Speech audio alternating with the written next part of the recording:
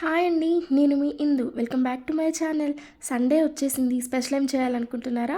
అయితే half KG చికెన్తో chicken pepper fry చేసుకుంటాం. ఇది పప్పుకి, చపాతీకి, అలాగే సైడ్ డిష్కి కూడా చాలా బాగుంటుంది. మరి ఇంకెందుకు ఆలస్యం, వీడియోకి వెళ్ళిపోదామా? ముందుగా మనము ధనియాలు, జీలకర్ర, పెప్పర్, పట్ట, లవంగాలు, ఇలాచి ఇవన్నీ బాగా ఫ్రై చేసుకోవాలి.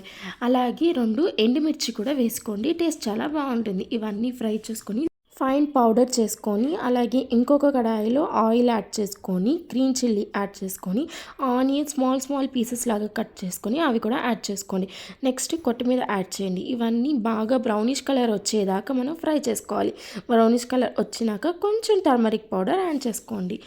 ఇది ఈవినింగ్కి స్నాక్స్ లాగా కూడా మనం చేసుకొని తింటే చాలా బాగుంటుందండి.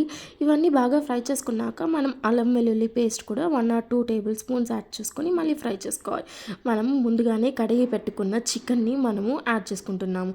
నేను ఇక్కడ హాఫ్ కేజీ చికెన్ తీసుకున్నాను. ఇప్పుడు ఈ చికెన్ని బాగా మిక్స్ చేసుకోవాలి. ఆల్రెడీ అల్లం వెల్లుల్లి పేస్ట్, ఆనియన్స్, గ్రీన్ చిల్లీ వేసాం కదా, అవన్నీ మిక్స్ అయినాక సాల్ట్ వేసుకొని మనము లిడ్ క్లోజ్ చేసి అట్లీస్ట్ 15 to 20 minutes వెయిట్ చేసామంటే వాటర్ అనేది వస్తుంది.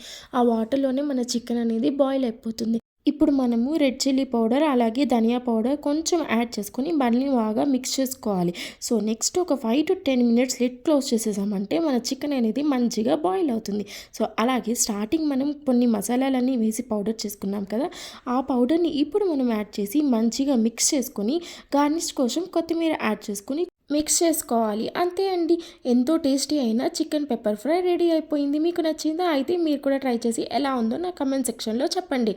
ఇది చపాతీలోకి, అలాగే అన్నం, పప్పు, రసం, దాంట్లోకి సైడ్ డిష్‌లకు కూడా చాలా బాగుంటుంది. మీకు నచ్చిందా?